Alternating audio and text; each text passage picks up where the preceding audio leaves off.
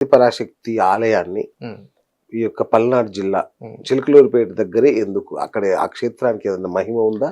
అంటే ఎందుకు అని అడగకూడదేమో కానీ ఏంటి అంటే దేవతలు ఇక్కడ కూర్చోవాలి అక్కడ కూర్చోవాలి నన్ను ఇలా చేయండి అని చెప్పి దేవతలు ఎప్పుడు మాట్లాడరండి. అయితే ఏంటంటే మనం పూర్వకాలం నుంచి కూడా ఇప్పుడు మనం చూస్తున్నటువంటి చాలా సందర్భాల్లో నాకు స్వప్న దర్శనాలే జరిగినాయి అనేటువంటి నానుడే మనం విన్నాం. అవును. మరి నిజరూప దర్శనాలు ఎప్పుడైనా మీరు చూసారా? ఆ, మేము మా సాధన గురించి మేము చెప్పకూడదు. వాస్తవికంగా సనాతన ధర్మంలో గొప్ప గొప్ప సంఘటనలు జరిగిన సందర్భాలు చాలా ఉన్నాయి. ఇప్పుడు కలియుగంలో కూడా ఎంతో మంది గురువులు వారికి కూడా దేవీ దేవతల దర్శనం కలిగినటువంటి మహానుభావులు కూడా ఉన్నారు. ఎవరిని మనం తీసి పారేయకూడదు. అప్పుడెప్పుడు రామకృష్ణ పరమహంసకు దర్శనం జరిగిందని విన్నాను. మహంకాళీ దేవత దర్శనం, వారి వారి ఉపాసకులు ఆ విధంగా వారి దర్శనం, వారు అమ్మవారికి ప్రసాదం తినిపించడం, ఆ తల్లి అడగటం, ఇవన్నీ ఒక కారణాతీతం. ఇప్పుడు కలియుగంలో కూడా ఉన్నాయి. అంటే అప్పుడు జరిగినవే ఇప్పుడు ప్రామాణికంగా జరగాలంటే ఇప్పుడు వినేంత బిజీ ప్రపంచంలో లేదు. అందుకని సాధనాపరులు సాధనలో ఉన్నటువంటి గొప్పతనంతో ఒక రాయి నుంచి కూడా ఒక శబ్దాన్ని పలికించవచ్చు. ఒక అతీతమైనటువంటి శక్తిని మనం ప్రసరణ చేయొచ్చు. ఇది సాధన ద్వారానే తథ్యం. కాబట్టి సనాతన ధర్మంలో అంతు చిక్కనటువంటి ప్రశ్నలకు సమాధానాలు చాలా ఉన్నాయి. వీటిల్లో మేము చేసినటువంటి సాధనలో, తల్లి మాకు ఇచ్చినటువంటి అనుగ్రహంలో, గురువులు మాకు నేర్పించినటువంటి విద్యలో నేను ఒక గురుదక్షిణగా, నాకు విద్య నేర్పించినటువంటి నా గురువుకి నేను ఒక గురుదక్షిణగా, నాకు బీజమంత్రం ఇచ్చినటువంటి అమ్మ అనుగ్రహంతో, అమ్మ నేను నిన్ను ఆశీనులు చేస్తాను, నేను నిన్ను కూర్చోబెడతానంటే సమస్త సృష్టికి కూడా ఏం కావాలన్నా నేను చేస్తాను అని చెప్పినటువంటి అమ్మ స్వరూపం ఆదిపరాశక్తి. అందుకని ఆ తల్లిని కూర్చోపెట్టడం కోసం ఎన్నో శక్తివంతమైనటువంటి విధానాల్లోకి వెళ్ళినప్పుడు అమ్మ ఇచ్చినటువంటి అనుగ్రహం, నాయనా నీ శక్తి కొద్దీ నేను ఏదో ఒక రూపంలో ఏదో ఒక ప్రదేశంలో నీ ద్వారా నేను కూర్చోవాలని అనుకుంటున్నాను అని చెప్పినటువంటి సంకేతం చాలా ఆనందానికి ఒక దారి తీస్తుంది. ఆ యొక్క బలమే ఈ రోజున ఇంతవరకు తీసుకొచ్చింది. ఇది అమ్మవారు ఎప్పుడు నేను ఇక్కడ కూర్చుంటాను అక్కడ కూర్చుంటానని చెప్పలేదు. ఆయన ఒకానొక సందర్భంలో కొంతమంది భక్తులతో నేను ఇక్కడ ఉన్నాను, నన్ను ఇక్కడ కూర్చోబెట్టు నాయన, నా సంకేతం ఇది అని తెలియచేయటం, అనుకోకుండా యాదృచ్ఛికంగా అవన్నీ అట్లా కలిసిపోవటం, తద్వారా నేను పల్నాడు జిల్లా రావటం, అక్కడ ఒక ఈ విధానంగా తల్లి అక్కడ సంకల్పం చేయటం, ఈ ప్రయాణం జరిగింది. అక్కడి నుంచే అమ్మవారు బయలుదేరి వెళ్ళమనటం, నన్ను ప్రతి ఒక్కరిని భాగస్వామ్యం చేయమని చెప్పడం, ఆ విధంగానే చేస్తూ ఈ ప్రయాణం కొనసాగుతున్నారు. సూపర్ సూపర్ రైట్ గురుగారు. అంటే అప్పటి నుంచి నా మనసును తొలుస్తుంది. నేను నిన్ననే ఇక్కడ చూశాను, మన విధుశేఖర భారతి వారిని ఎవరు 420 అని ఒక మాట వాడారు. మనకు సామెత ఉంటుంది, యాచకో శత్రువు అన్నట్టుగా మన వాళ్ళనే ఇట్లాంటి పెద్ద పెద్ద వాళ్ళ దైవ స్వరూపుల్ని కించపరుచుతూ మాట్లాడడం అనేది ఎట్లా గురుగారు, దీన్ని ఎట్లా స్వీకరించాలి మనం? అంటే నాయన ఇలాంటివి మన సనాతన ధర్మాన్ని మనం కాపాడుకోలేనటువంటి తరుణంలో ఇతరులకు అవకాశాలు ఇచ్చేటువంటి నేపథ్యంలో ఇలాంటివన్నీ కూడా దోహదపడుతూ ఉంటాయి. సన్యాసి ధర్మం ఎప్పుడూ కూడా ఆవేశపూరితమైనటువంటి విధానాలకి తావు లేదు. కాషాయం ఎప్పుడు కూడా శాంతము ప్రశాంతమే. మన ఉనికిని మన ధర్మాన్ని మనం విస్మరించినప్పుడు మనలో ఉన్నటువంటి ఉగ్రావేశాలు బయటకు వస్తుంటాయి. ఇది ధర్మం కాదు.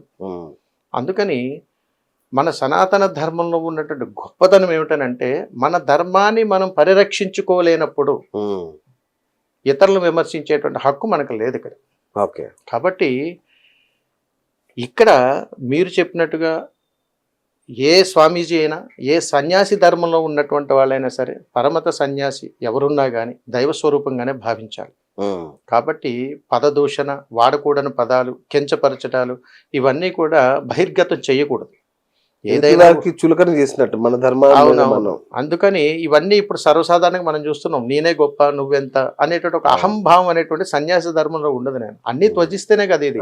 దేనికోసం ఆర్భాటాలు, దేనికోసం ఎదుటి వాళ్ళని, ఎవరి ధర్మాన్ని వారు సక్రమంగానే నిర్వర్తిస్తున్నారు.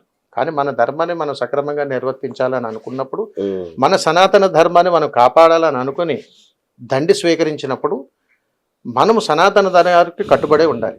అందులో ప్రప్రథమగా ఉత్కృష్టమైనటువంటి స్థితి సన్యాసి ధర్మం. అలాంటి సన్యాసి ధర్మంలో ఉన్నటువంటి మనమే దారి తప్పుతూ ఉన్నప్పుడు మరి సమాజానికి మనం ఏం సందేశం ఇస్తున్నాం? మరి ఇవన్నీ ప్రజలందరూ చూస్తుంటారు, మనం ఆలోచించాలి. దీనికోసమా చతుర్మాయ పీఠాలన్నీ ఉన్నవి?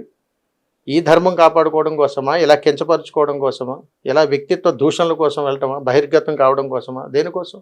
ఇలాగే ఉన్నప్పుడు ఇంకా మన ధర్మాన్ని మనం ఏం కాపాడుకోగలుగుతాం? కరెక్ట్. మరి అలా అనుకుంటే నాటి స్థాపించినటువంటి పీఠాలే ఇలా ఉంటే మరి ఇప్పుడు ప్రస్తుతం ఉన్నటువంటి సమాజానికి ఏం ఉద్దేశం ఇస్తాం? ఎందరో మంది ఉపాసకులు, సాధకులు, గురువులు, చిన్న చిన్న పీఠాలు ఉన్నవాళ్ళు, మంత్రం చేయగలిగే వాళ్ళు, తాంత్రికులు ఎంతోమంది ఉన్నటువంటి పుణ్యక్షేత్రం మన భారతదేశం. అలాంటి దాంట్లో మన సన్యాసి ధర్మంలో ఉన్నటువంటి వాళ్ళు ఏదైనా ఉంటే మన కడుపులో పెట్టుకోవాలి, మన ధర్మాన్ని మనం కాపాడుకునే ప్రయత్నం చేయాలి తప్ప ఇలా బహిర్గతం చేయకూడదు. చెడు చెవిలో చెప్పమన్నారు, అలా ఏదైనా ఉంటే దగ్గరగా చెప్పొచ్చు కదా. ఇట్లా అందరిలో అంటే ఇవి ఒక కోణంలో చూస్తే వ్యక్తిగత దూషణలాగా, ఇంకొక కోణంలో చూస్తే ధర్మాన్ని దెబ్బతీసేలా కనిపిస్తున్నాయి. మరి ఇలాగా వాడేటువంటి పదాలు ఏదైనా కానీ ఎప్పటికైనా ఇబ్బందికరాన్ని తీసుకొస్తాయి. ఒక రకంగా చూస్తే ప్రమాదం ఏదైనా సంభవించబోతుందా, ఓకే, పరమతాలకు అవకాశాలు ఇవ్వబోతున్నామా, మన మఠపీఠాలు ఏదన్నా జరగబోతున్నాయా అనేటువంటి సంకేతాలు కూడా దీంట్లో చూస్తుంటాయి. అందుకని ఎప్పుడు కూడా ఉన్నత స్థాయిలో ఉన్నటువంటి వాళ్ళు ఉన్నతంగా మాట్లాడితే చాలా గౌరవంగా ఉంటుంది. రైట్. గురుగారు, మీరు దశమహావిద్యల సిద్ధ గురువులు మీరు. ఏంటి అంటే దశమహావిద్యల్ని ఎక్కడ నేర్చుకున్నారు, ఎలా దాన్ని అంటే ఈ మధ్య కాలంలో ట్రెండింగ్ దశమహావిద్యలు అనేది?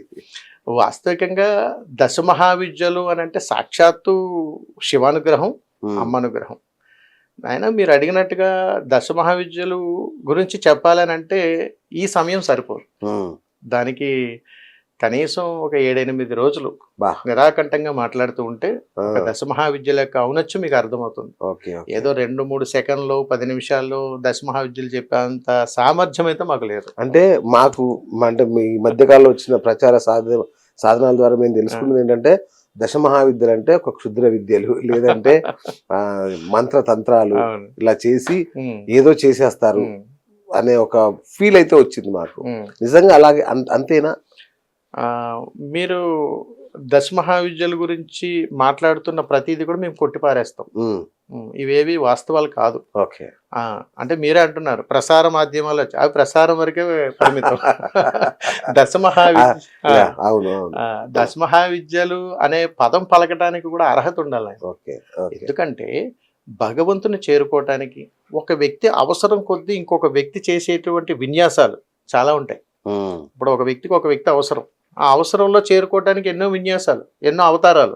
ఆ అవతారాల్లో దైవాన్ని చేరుకోవటానికి కూడా దశమహావిద్యలు ఒక అవతారాలు.